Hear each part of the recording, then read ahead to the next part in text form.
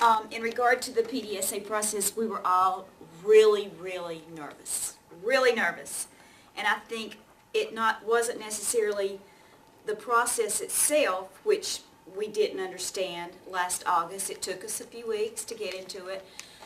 And I don't even think I've quite perfected it yet. It's a learning, ongoing process. But I think that the visitors, the number of visitors were what made it overwhelming to begin with. But I think once you realize that the process is helping students learn, you sort of get over your fear of visitors, because I don't think you think the visitors are coming in to say, "I've gotcha."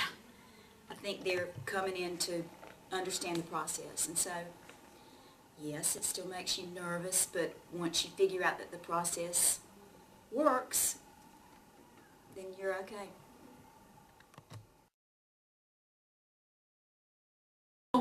The PDSA process in general, I think it's just a way of presenting your plans on a board in front of the children. It's almost like your lesson plans out front, out public for the children. And it's a great way for your children to know every day what they're doing. Walk in the door and they can automatically see, looking at the PDSA process, exactly what we're going to do for the day. They can look in the do section and they can see, the activities that we're going to do. They can look in the act section and they can see what we did last week and things that did work, things that didn't work. And so I think it's just a great way to display the things that you're already doing in your classroom so that your children always know what they're doing and they know where they're going. Also, they know the data and they know how they have been doing. So before they even get their report cards, they can kind of already have an idea of the things that they're doing well and the things that they need to improve on.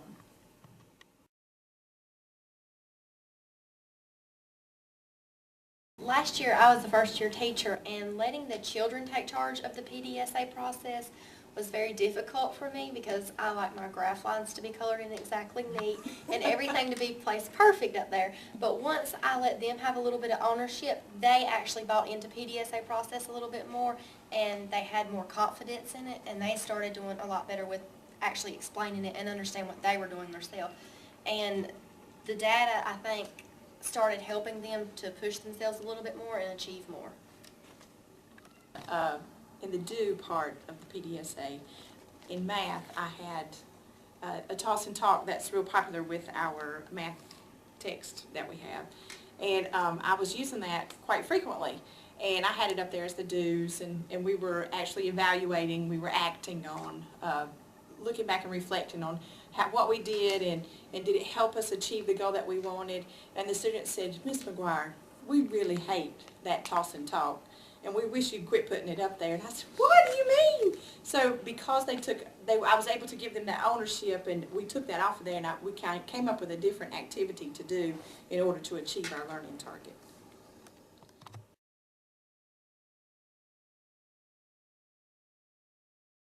The data in the study section is very important because the data should drive your instruction. Just like with our common assessments, this is just daily, ongoing data. We use our pre-test and we use our post-test, and the good thing with that is you know exactly from the very beginning, if you give a pre-test, where your students are so you know where to go with your instruction. For example, the other day I gave a test on place value, and I knew automatically that I didn't have to teach I didn't have to teach the first period, which of course is the ones, the tens, and the hundreds. I could automatically skip to the thousands place. So the data that you get from PDSA can definitely drive your instruction so that you know which areas you need to focus on, which areas you don't have to focus as much time on.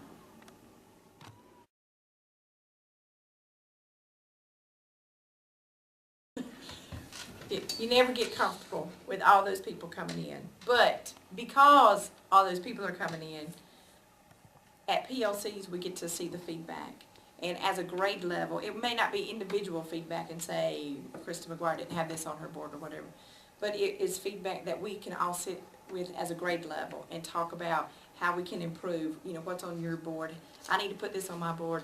And it helps us to figure out how we need to move it and make it a little bit better. Not working harder, just trying to get everything and working smarter and making sure that everybody's helping each other with those boards.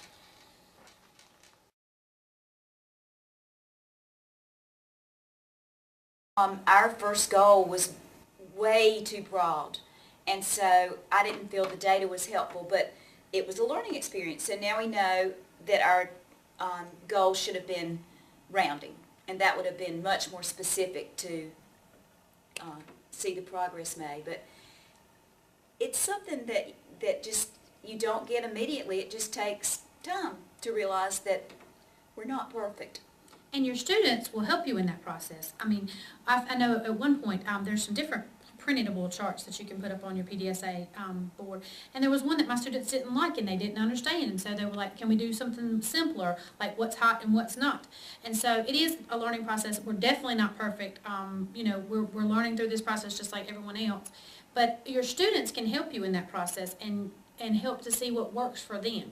I know, I also stuck up a sheet, you know, I was just trying to do the printed version, and my students were like, well, I really can't read that from a distance. So now we're doing the sentence strips. So I think it's just, you have to take this PDSA process and bring it into your classroom and make it yours and do what works for you.